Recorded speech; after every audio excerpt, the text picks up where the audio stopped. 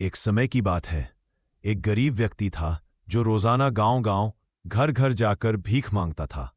उसके शरीर पर फटे पुराने कपड़े थे, पैरों में टूटी हुई चप्पलें थे और चेहरा थका हुआ, उदास और निराशा से भरा हुआ था। लोग उसे देखकर दया तो करते, पर कोई उसकी हालत बदलने की कोशिश नहीं करता। एक दिन वह एक आश्रम के पास पहुंचा। वहां एक वृद्ध गुरु ध्यान में लीन थे। भिखारी ने उनसे भोजन मांगा। गुरु ने उसकी ओर देखा, मुस्कराए और बोले, भोजन तो मिलेगा, लेकिन पहले मुझे बताओ कि तुम जीवन में क्या चाहते हो। भिखारी ने कहा, मैं तो बस पेट भरने के लिए जी रहा हूं, मुझे कुछ नहीं चाहिए।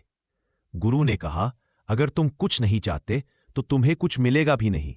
जीवन में उद्देश्य होना चाहिए। चलो, आज से तुम मेरे साथ रहो। भिखारी आश्रम में रहने लगा।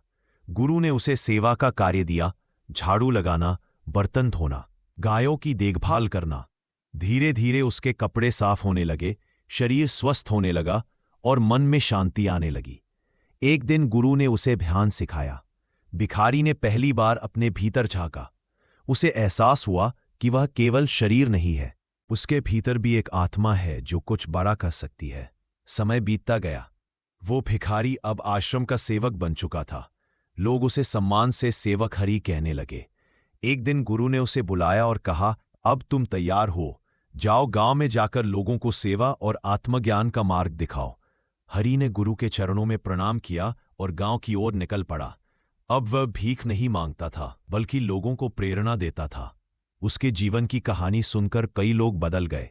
उसके फटे कपड़े अब सफेद धोती में बदल चुके थे। टूटी चप्पलें अब नंगे पांव सेवा के प्रतीक बन चुकी थीं। वो गरीब अब गुरु का शिष्य था और उसका जीवन एक मिसाल बन गया। हर इंसान के भीतर परिवर्तन की शक्ति होती है। सही मार्गदर्शन और आत्मविश्वास से कोई भी व्यक्ति अपने जीवन को बदल सकता है।